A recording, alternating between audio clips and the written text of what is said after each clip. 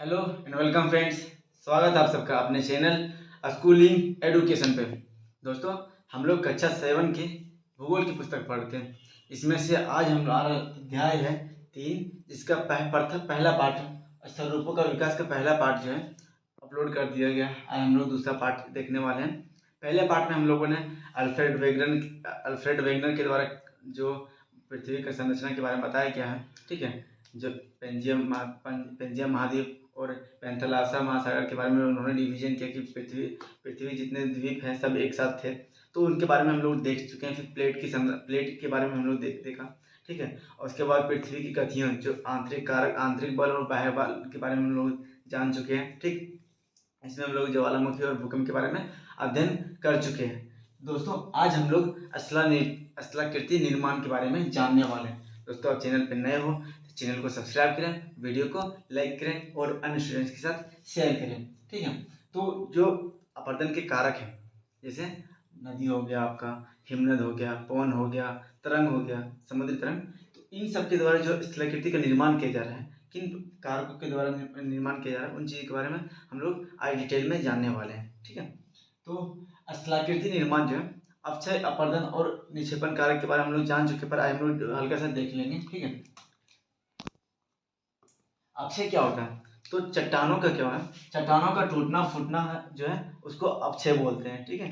चट्टानों का टूटना फूटना अपक्षय कहलाता है। और अपरदन, जो ये अपरदन के कारक है, जैसे नदी हो गया, पवन हो गया, तो ये अपक्षयित पदार्थ हो गया, उसको क्या किया जाता है, यह अपरदन करके उसको दूर ले जाया जाता है, ठीक है, इरोज किया जाता है, ठीक है। तो अब उसको हम लोग अपरदन बोलते हैं, ठीक है। जैसे ये कोई चट्टान है, ठीक है, चट्टान है, अब इसका कुछ, ये नदी हो गया, फिर ये पवन के वेग के कारण, तो इनके कारण ये क्या होते हैं, टूटते फूटते हैं, ठीक है, टूटते फूटते हैं, छोटे छोटे खंडों में विभाजन हो जाते हैं, विविक्त होते हैं, ठीक। तो इनको क्या किया जाता है, नदी के द्वारा या फिर पवन के द्वारा इसको प्रवाहित किया जाता है, परिवहन कर दिया जाता है, ठीक है, इस टूटे फूटे खंड को। और दूसरी जगह क्या जाता है, जमा कर दिया जाता है, जिसको हम लोग निक्षेपण बोलते हैं, ठीक। टूटे फूटे अवसादों को दूसरी जगह ले जाके जमा कर देना, उसको हम लोग निक्षेपण बोलते हैं, या निक्षेप कर दिया जाता है, ठीक। अब नदी कार्य किस प्रकार करती है? नदी युवा अवस्था में होती है, तो नदी युवा अवस्था में उसका, नदी का जलधारा है उसका क्या होता है, वेग तीव्र होता है, ठीक है, ढाल के सहारे। तो ढाल के सहारे क्या करता है, तली को, तो पार्श्व मतलब भुजाओं को, उन सबको क्या करती है, मतलब तोड़ती फोड़ती जाती है, अपरदन करती जाती है, ठीक। और उसके बाद साथ अपने जलधारा के साथ उसको बहा के ले जाती है, ठीक है। तो उसके साथ अपरदन उसके बाद लास्ट में जाके जहाँ पे इसका ढाल और तीव्रता जो है, वेग जो है कम हो जाता है, तो उसको निक्षेपण किया जाता है, ठीक है। तो इसके साथ अपरदन अपरदनात्मक स्थलाकृति और निक्षेपणात्मक स्थलाकृति दोनों प्रकार की स्थलाकृति का निर्माण करती है, ठीक है। तो सबसे पहला है वी आकार की घाटी, ठीक है। वी आकार मतलब ये जो अंग्रेजी के अक्षर वी है, ठीक है, अंग्रेजी का अक्षर जो वी है उसके समान ये घाटी देखने को मिलता है, इसलिए इसका नाम पड़ गया वी आकार की घाटी, ठीक। दूसरा है गॉर्ज या फिर कैनियन, तीसरा है जलप्रपात, ठीक है। अब निषेधनात्मक जो है स्थलाकृति, निषेधनात्मक स्थलाकृति में हम लोग देखते हैं विसर्ग, फिर गोखुर झील, उसके बाद फिर बाढ़ का मैदान या और डेल्टा, इन ये सारे इसके ये निषेधनात्मक स्थलाकृति हैं, ठीक। तो पहला जो है वी आकार की घाटी, यह क्या होता है, जब नदी पर्वतीय क्षेत्र में इसका वेग क्या होता है, तीव्र होता है, ठीक है, ढाल के सहारे तीव्र होता है, तो ये क्या करती है, जो अपने तली है उसको ज़्यादा काटती है, गहरा करती जाती है, और भुजा को कम काटती है, जिसके कारण इसका वी आकार से बनता है, ठीक है। तली का अपरदन तीव्र अधिक होता है और भुजा का अपरदन कम होता है, ठीक है। और इसके बाद ये किस प्रकार से देखने को मिलता है, तो ये वी शेप में होता है, वी शेप में, ठीक है। इसलिए इसका नाम पड़ गया वी आकार की घाटी, ठीक है।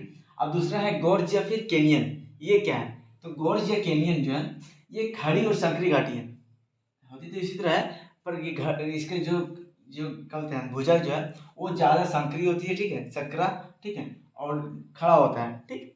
इसके कारण से इसका नाम क्या है, गोर्ज बोलते हैं इसको, ठीक है। तीसरा है लगातार, ये कैनियन क्या होता है, जब इसका भुजाओं का भी अपरदन लगातार होता है, तो ये क्या होता है, इसके जो भुजा है वो हल्का चौड़ी हो जाती है, ये जो गोर्ज है वो क्या है, खड़ी और सक्रिय है, ठीक है। लेकिन कैनियन जो है वो खड़ा तो होता है पर उतना नहीं होता, उसका थोड़ा चौड़ाई बढ़ जाती है और पर सक्रिय होती है, ठीक है। इसका लगातार अपरदन से चौड़ी व गहरी घाटी का निर्माण होता है, जिसको हम लोग कैनियन बोलते हैं, ठीक। जो ग्रेट कैनियन है वो कहाँ पे है दोस्तों, तो ये यूएसए में, ठीक है। ग्रेट कैनियन नदी के नाम से इसको जानते हैं हम लोग, ठीक है, यूएसए में। जलप्रपात, तीसरा स्थलाकृति जो है वो है जलप्रपात। जलप्रपात मतलब इंग्लिश में इसको वाटरफॉल बोलते हैं। क्या बोलते हैं, वाटर फॉल बोलते हैं, वाटरफॉल मतलब जल का गिरना। तो ये क्या होता है, जब पर्वतीय क्षेत्र में क्या होता है, ठीक है, नदी यहाँ पे प्रवाहित हो रही है, ठीक, नदी प्रवाहित हो रही है तो पर्वतों का ढाल के किनारे पे जाके नदी यहाँ पे समाप्त तो नहीं हो जाएगी, ये यहाँ से गिरना प्रारंभ करेगी। तो ये जो शेप बनता है इसको हम लोग क्या बोलते हैं, जलप्रपात बोलते हैं, ठीक है। जल का ऊंचाई से या पहाड़ी क्षेत्र में पर्वतों से गिरना, ठीक है, इसको हम लोग जलप्रपात बोलते हैं, ठीक। भारत में जो जोग जलप्रपात है ये कहाँ पे, तो ये कर्नाटक में है, ठीक है। भारत के कर्नाटक राज्य में शरावती नदी पे जोग जलप्रपात है। इसका अन्य नाम क्या है, तो गरसोप्पा जलप्रपात, ठीक है। दूसरा है होंड्रू, ये आपके रांची में, दसम ये भी आपके रांची में है, ठीक है। जो एंजेला जलप्रपात है यह विश्व का सबसे ऊंचा जलप्रपात है। विश्व का सबसे ऊंचा जलप्रपात कौन सा है, एंजेला, ठीक है। ये कहाँ पे, तो ये कौन से देश में, ये वेनेजुएला देश में है, ठीक है। जो भारत में सबसे ऊंचा जलप्रपात का नाम क्या है, तो ये जोग जलप्रपात है, ठीक है, शरावती नदी पे कर्नाटक में स्थित, ठीक है। दोस्तों आगे हम लोग नदी द्वारा निक्षेपणात्मक, ठीक है, अवसादों के निक्षेपण से बनने वाली स्थलाकृतियों के बारे में देखते हैं। तो सबसे पहला है विसर्ग। विसर्ग क्या होता है, गोखुर झील, ठीक। फिर बाढ़ का मैदान, डेल्टा। तो इन स्थलाकृतियों का नदी अपने क्या बोलते हैं, प्रौढ़ावस्था में निर्माण करता है, ठीक है।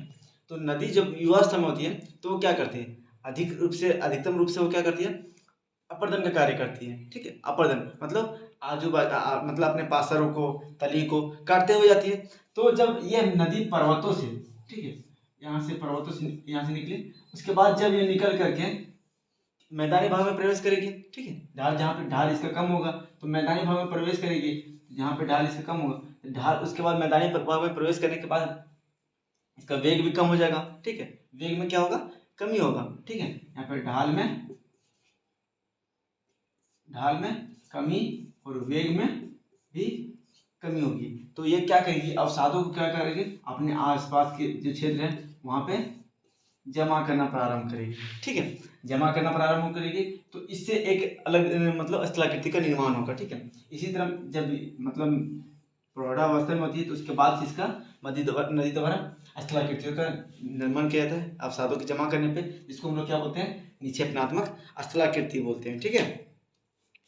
अब है क्या, पहला स्थलाकृति का नाम क्या है, तो अभी क्या मैंने बताया, ये है विसर्ग या फिर गोखुर झील, ठीक है। विसर्ग क्या होता है, गोखुर झील क्या होता है, तो देखते हैं। तो जब मैदानी भाग में प्रवेश करती है तो यह इसका जो नदी का शेप है वो कैसा हो जाती है, सांप की तरह, ठीक है। सांप जैसे गति करती है ना, वैसे गति करने लगती है, गमन करने लगती है। तो ये इसका मोड़ आ जाता है, नदी में मोड़ आ जाता है। इसी मोड़ को हम लोग क्या बोलते हैं, विसर्ग बोलते हैं, ठीक है।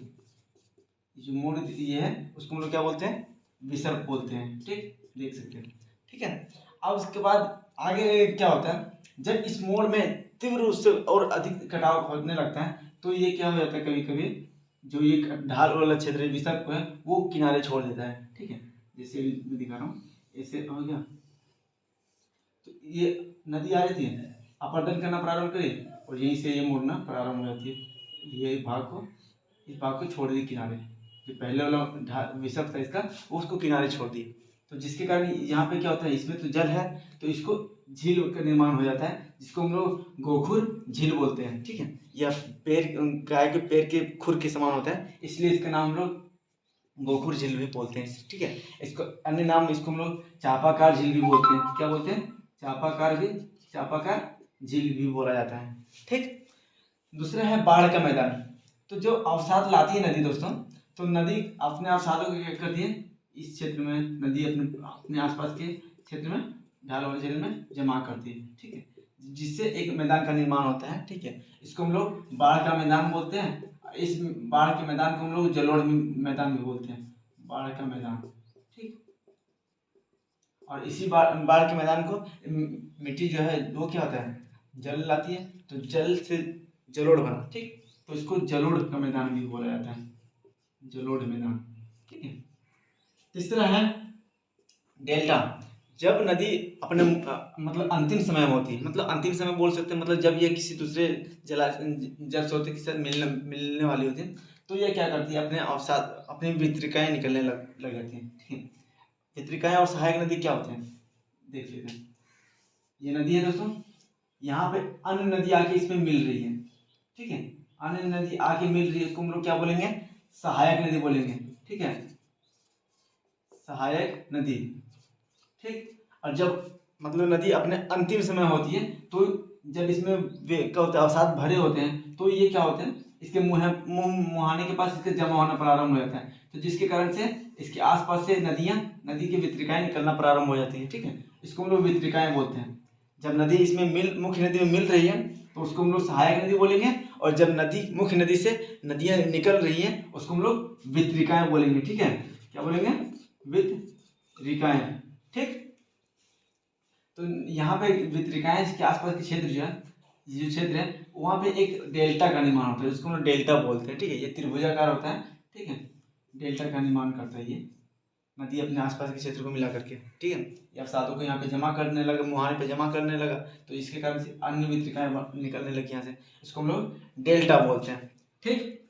अब आगे आती है पवन, ठीक है, पवन क्या कार्य करता है, तो पवन जो है, सॉरी दोस्तों, जो एक चीज और, बाढ़ का मैदान हम लोग जलोढ़ मैदान बोले, ठीक है। डेल्टा, भारत में सबसे बड़ा, विश्व का सबसे बड़ा डेल्टा कहाँ पे है, तो बांग्लादेश, भारत और बांग्लादेश की सीमा पे जो गंगा और ब्रह्मपुत्र की नदी के द्वारा बनाया जाता है, उसका नाम क्या है, तो सुंदरवन डेल्टा, ठीक है, सुंदरवन डेल्टा, सुंदरवन डेल्टा। यहाँ पे सुंदरी नामक वृक्ष पाया जाता है, इसको हम लोग सुंदरवन डेल्टा उसके नाम से पढ़ा, ठीक है। यहाँ पे मैंग्रोव वन होते हैं, ठीक है, मैंग्रोव वन, ठीक, ये सब चीजें हो गया। भारत का सबसे बड़ा, और जो भारत के पूर्व की ओर जो नदियां बहती है, ठीक है, भारत के पूर्व में जो नदियां बहती है वो डेल्टा का निर्माण करती है, और जो भारत की पश्चिम की ओर बहती है वह क्या निर्माण करती है। दोस्तों आप कमेंट बॉक्स में बताएंगे कि जो भारत में पूर्व की नदियां बहने वाली कौन कौन सी नदियां, और पश्चिम में कौन कौन सी नदियां बहती है, ठीक है। नेक्स्ट है पवन। पवन ये क्या करते हैं, तो हम लोग देखते हैं पवन जो है, जब मरुस्थलीय क्षेत्र या फिर रेगिस्तानी क्षेत्र में, ठीक है, वहाँ पे क्या होता है, पवन जो है अपने साथ, वहाँ पे तो मिट्टी मतलब जमा नहीं होता है, वहाँ पे क्या होता है, रेगिस्तान में बालू होता है, तो जो अपने साथ क्या बालू और बजरी को उड़ा करके ले जाता है, हवा, रेगिस्तानी क्षेत्र में हवा तो तीव्र रूप से बहता है, ठीक है, तो अपने साथ बालू और बजरी को उड़ा करके ले जाता है, तो बालू और बजरी जो है उसके चोट के कारण, ठीक है, जो अन्य चट्टान होते हैं उसको तोड़ते फोड़ते और उसको फिर से बाहर करके दूसरी जगह ले जाकर निक्षेपण करता है, ठीक है, इस प्रकार से इसका अवसाद और निक्षेपण का कार्य करता है। तो इसमें हम लोग देखते हैं, पहला है छत्रक सेल। ये क्या करता है, तो छत्रक सेल जो है, छत्रक मतलब छाता आकार का सेल बनता है, ठीक है, ठीक है, छाता आकार का चट्टान। नदी क्या करता है, अपने जब जब मतलब नदी, सॉरी, पवन क्या करता है, जो पवन जो है अपने साथ क्या करते हैं, बालू के कण, छोटे छोटे बालू के कण, बजरी, ठीक है, बड़े बड़े पत्थर, हल्के हल्के छोटे बड़े बड़े पत्थर, उसको अपने साथ बहा करके लाता है, ठीक है। तो बाहर करके लाने के कारण क्या होता है, तो जो उसके मोटे मोटे कण चट्टान होते हैं, जो छोटे छोटे बजरी होते हैं, वो मोटे मोटे जो टुकड़े होते हैं, वो तो नीचे भाग में चलेंगे, ठीक है, पवन के साथ। पतले वाले छोटे छोटे जो है वो तो ऊपर में चलेगा, तो जो क्या करता है चट्टान को, वह नीचे भाग को ज़्यादा काटता है, ठीक है, नीचे भाग को ज़्यादा अपर्दन करता है, ठीक है, नीचे भाग को, ठीक है, और ऊपर वाला भाग को कम अपर्दन कर पाता है, इसके कारण इसका आकार जो है छाता के समान बनता है, ठीक है, या फिर मशरूम के समान बनता है, ठीक, इसलिए इसका नाम क्या पड़ा, छत्रक सेल। इसको इंग्लिश में अम्ब्रेला सेल बोलते हैं, ठीक है। दूसरा है बालू का टिब्बा, ठीक, तो रेगिस्तानी क्षेत्र में वो जो बालू के जो कण होते हैं और बजरी के कण, उसको उड़ा करके ले जाया जाता है, तो बालू को क्या होता है, कोई पेड़ है, ठीक है, कोई या फिर कोई अन्य अवरोध के कारण उसके उसके पास वाले एरिया में, मतलब इधर से हवा बह रहा है तो ये उड़ा के ले जा रहा है, तो इस क्षेत्र में जहाँ पे उसको अवरोध मिल रहा है वहाँ उसके साथ लगा, मतलब साथ में जो अपने अवसादों को जो ला रहा है उसको निक्षेप कर दिया जाता है, ठीक है। और ये जब बड़ा हो जाता है उसको हम लोग क्या बोलते हैं, बालू का टिब्बा बोलते हैं, ठीक है। दूसरा है लाओस। क्या होता है लाओस, जो है ये मैदान का नाम है, ठीक है। चीन में है, कहाँ पे, चीन में लाओस का मैदान। यह पवन द्वारा निक्षेपित जो बालू के अवसाद है उसके द्वारा निक्षेपित मैदान का निर्माण होता है, जिसको हम लोग क्या बोलते हैं, लाओस का मैदान बोलते हैं। जो ये कहाँ पे है, तो ये चीन में है, ठीक है। आयोसिस, जो अपने जो जो रेगिस्तान में क्षेत्र में जो क्या बोलते हैं रेत के कण है, बालू के कण है, उसका तो बड़ा भंडार है, ठीक है। वो विस्तृत क्षेत्र में फैला हुआ है। तो पवन द्वारा क्या किया जाता है, इस क्षेत्र का, किसी क्षेत्र का तीव्र मात्रा से ज्यादा काटा जाता है, ठीक है। तीव्र रूप से अपरदन ज्यादा हो जाता है तो यह इस क्षेत्र में गड्ढा बन जाता है, और बाद में वर्षा के टाइम पे यहाँ पे जल का भराव हो जाता है, जिसको हम लोग क्या बोलते हैं, पलाया झील बोलते हैं। जब जल का भराव हो जाता है उसको हम लोग क्या बोलते हैं, पलाया झील बोलते हैं। इसको इंग्लिश में आयोसिस भी बोलते हैं, ठीक है, आयोसिस। दोस्तों आगे हम लोग हिमनद के बारे में देखने वाले हैं, ठीक है। ये हिमनद क्या होता है, ठीक। तो हिमनद दो शब्दों से मिलकर बना है, पहला हिम और दूसरा नद, ठीक है। हिम नद, ये दो शब्दों से मिलकर बना है। हिम मतलब हो गया बर्फ आपका, फिर नदी हो गया, ठीक है। नद मतलब नदी, ठीक है। तो हम लोग बोल सकते हैं सामान्य भाषा में बर्फ की नदी, ठीक। तो जब जहाँ पे पूरा बर्फ जमा होता है, ठीक है, हिम जमा होता है, वो क्या होता है, गुरुत्वाकर्षण और ढाल के सहारे धीरे धीरे करके बहता है, ठीक है, धीरे धीरे करके गति करता है। उसको हम लोग क्या बोलते हैं, हिमनद बोलते हैं, इंग्लिश में ग्लेशियर भी बोलते हैं, ठीक है। यह किस प्रकार की नदी, किस प्रकार के भूआकृति का निर्माण करता है, तो एक हो गया यू आकार की गाठी, दूसरा हो गया हिमोड, फिर सर्प या टॉन, ठीक है। इसके साथ भी और सारे भूआकृति निर्माण करता है। तो हम लोग देखते हैं वी आकार की घाटी, यू आकार की घाटी क्या होता है, तो यू आकार की घाटी, ठीक। तो क्या होता है सामान्य रूप से हम लोग देखते हैं, जब जो हिमनद वो क्या नदी के वी आकार की घाटी में प्रवेश कर जाता है, तो ये क्या करता है, ये इस भुजा के अपर्दन के साथ साथ तली का भी अपर्दन करता है, ठीक है। तो भुजा के अपर्दन के साथ साथ तली, ये वी आकार की घाटी भुजा का अपर्दन भी कर रहा है और तली का अपर्दन कर रहा है, तो ये क्या होता है, चौड़ा हो जाता है, ठीक है, और यू आकार का शेप ले लेता है। अंग्रेजी का अक्षर यू आकार के होने के कारण इसका नाम यू आकार की घाटी कहते हैं, ठीक है। दूसरा है हिमोड, जो अपर्दन के द्वारा जो टुकड़े, चट्टाने टुकड़े हो गए, अवसाद हो गए, उसको ये अपने साथ लेकर के गति करता है और कहीं पे पाथरों ढालों पे कहीं पे इसका क्या रहता है, जमा कर दिया जाता है, ठीक है। आज अपने हिमनद जो है अपने पाथरों ढाल के आसपास में जमा कर देता है, उसको हम लोग क्या बोलते हैं, हिमोड़ बोलते हैं, ठीक। हम लोग नदी द्वारा जिसको लाया था उसको क्या बोलते हैं, जलोढ़ बोलते हैं, उसको हम लोग क्या बोलते हैं, हिमोड़ बोलते हैं, ठीक है। और नदी द्वारा लाए गए को जलोढ़ बोला जाता है, ठीक। तीसरा है सर्क या फिर टोन। ये क्या होता है, तो पर्वतों में क्या करता है, पर्वतों में ये पर्वतों को क्या करता है, ये काटता जाता है, काटता है, ठीक है, काटता जाता है, ठीक है। इसको हम लोग क्या बोलते हैं, एक गड्ढा का निर्माण हो जाता है, ठीक, उसको हम लोग क्या बोलते हैं, सर्क बोलते हैं, ठीक है। और सर्क में कभी कभी सर्क में गड्ढा होने के बाद यहाँ पे जल का भरा हो जाता है, उसको हम लोग टॉर्न बोलते हैं, ठीक है, टॉर्न बोला जाता है। और एक पर्वत में, एक पर्वत हो गया आपका, एक पर्वत में कई सारे सर्क बन के निर्माण हो जाता है, तो हम लोग उसको क्या बोलते हैं, हम लोग उसको ग्रीष्म बोलते हैं, ठीक है। ये पर्वत है आपका, इसमें कई सारे सर्क का निर्माण हो गया, कई सारे सर्क का निर्माण हो जाता है, उसको हम लोग ग्रीष्म बोलते हैं, ठीक है। उसको क्या बोला जाता है, ग्रीष्म। इसमें को नाम जोड़ लीजिए, ग्रीष्म, ठीक, ये हो गया। अब आते हैं समुद्री तरंग। तो समुद्री तरंग क्या होता है, तो हम लोग देखते हैं नदी के किनारे या फिर समंदर में देखते हैं दोस्तों, समंदर में क्या होता है, तटीय भागों में इस प्रकार का भूआकृति का निर्माण होता है। तो जो तटीय भाग में है वो क्या, वहाँ पे हमेशा जो तरंग है, समुद्र से उठने वाले तरंग अपने तटीय भाग की ओर गति करता है, ठीक है। और गति के दौरान क्या करता है, जो तटीय भाग का कटाई करता है, ठीक है। और जो समुद्र के अवसाद अवसाद हैं, ठीक है, जो समुद्र से अपने साथ जो अवसाद लाते हैं उसको निक्षेपण करता है। ये दो तरह से ये कार्य करता है, ठीक है। पहला तट को काटने का काम करता है, दूसरा समुद्र की तली से जो अवसाद होता है उसको वापस तट में जमा करने का काम करता है। ठीक है, तो इसी क्रम में हम लोग देखते हैं एक तट समुद्री श्रृंग का निर्माण होता है। ठीक, और भृगु हो गया, समुद्री गुफा है, प्राकृतिक मेहराब है, लेगुन है, फिर बीच है जिसको हम समुद्र तट जहाँ पे लोग आनंद करने के लिए घूमने के लिए पसंद करते हैं। ठीक, तो सबसे पहले देखते हैं समुद्री श्रृंग क्या होता है। तो ये समंदर हो गया। ठीक है, ये समंदर हो गया दोस्तों, एज्यूम कर सकते हैं समंदर है।